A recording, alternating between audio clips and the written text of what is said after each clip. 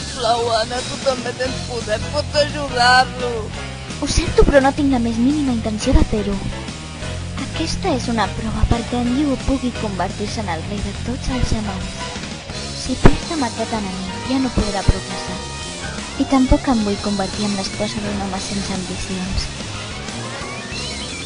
No pot ser, però quina classe de noia ets realment?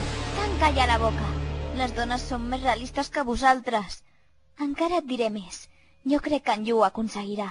Per això m'he quedat al seu costat. Ah!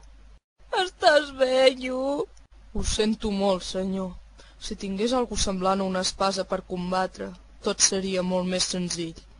Algú semblant a una espasa? Què vols dir? Si pogués fer servir una espasa, podria eliminar aquesta defensa de metall. Només hauria de partir en dos el pergamí maleït que té al front. Partir en dos el pergamí? Algú semblant a una espasa? Quina vergonya aquest samurai al posar l'excusa que necessita una espasa quan li falta habilitat. I si tu, esquifit, no vols rebre també, aparta't del mig. Crec que això va en sèrio. Afanya't. Ah! Manta! Quin amic tan valent que tens. Manta! Ja no puc allargar més aquest combat. Acabem amb això d'una vegada.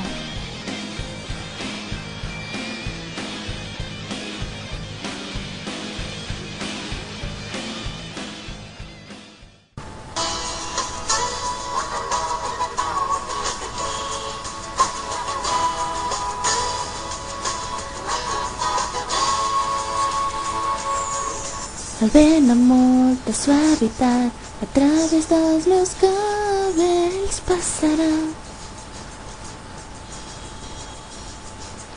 Res no canvia d'ahir a avui a la posta de sol solitària.